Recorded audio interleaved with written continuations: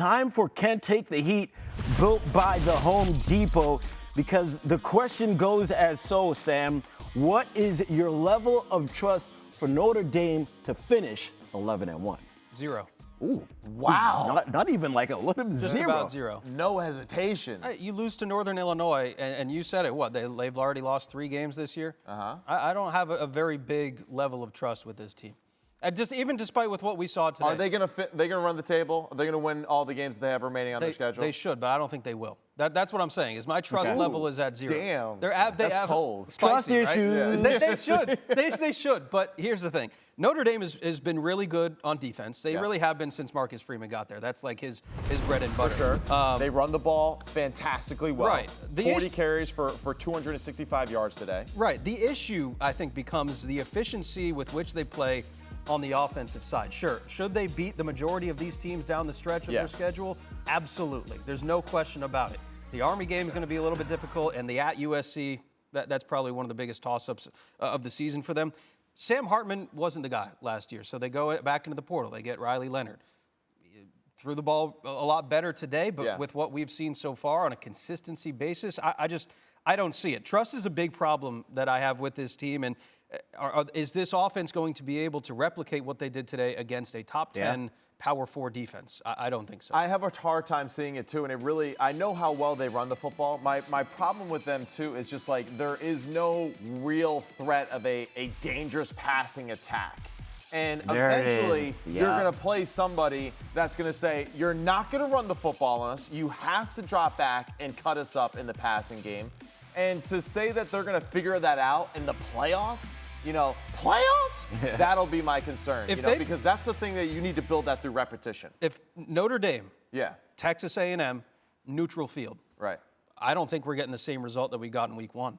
I don't think so either. And the truth of the matter is, Notre Dame doesn't play anyone. And this is my problem. So I don't want to say, if they run the table with 1 loss, okay, Northern Illinois, and they're going to put them in the playoff, and then we're going to say, well, like Texas A&M, you lost to Notre Dame at the beginning of the year, but then you lost to LSU, who's number 9 in the country, and it's just like, we're going to punish like teams that actually play a tough schedule. You know, and I think that's what really bothers me as a competitor of the sport. I don't think it's completely guaranteed. If they run the table, I still think Notre Dame won't make the playoff. If they run the table, I think there is a great. You guys are crazy. You're forgetting about one main thing. Right? I know. I didn't even say that. The dinero. But okay. Notre Dame, if they go undefeated, they're getting in because they have power. Okay. All right. Let's hear it. So the loser of the LSU Texas A&M game. I'll sit back. Let me relax. Ends up having 2 losses, right? Yeah.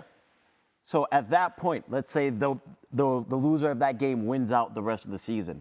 And now you have to pick between Notre Dame and them, right? You gonna give it to Notre Dame after their loss to Northern Illinois?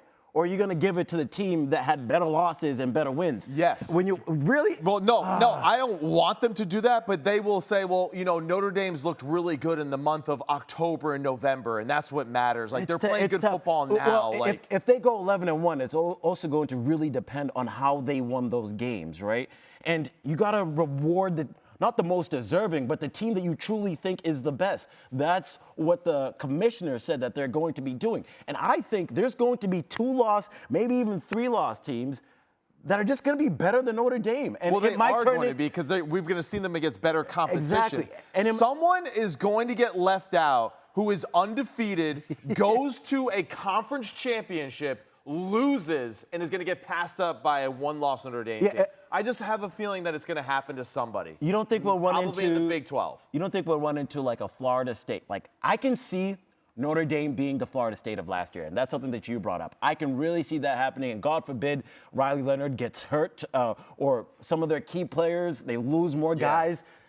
I can see that happening. And that's why part of me says, I truly believe for the brand, for the money, that Notre Dame will end up just going in. It's real. But from a football standpoint, when we're going to sit there and look at it at the end of the year and reward teams that actually challenge themselves with their schedule. Like, let's say Georgia somehow slips up one more time, and now we got to choose between them and Notre Dame. I don't know. And Georgia's got a tough schedule remaining. Yeah, exactly. I mean, they don't have a lot of layups here, whereas with Notre Dame, we're trying to make a game out of Notre Dame Navy for them. It's like we know that they're a better football team than Navy. We expect more from them in these situations. So did Vegas. Still, they were a double-digit favorite.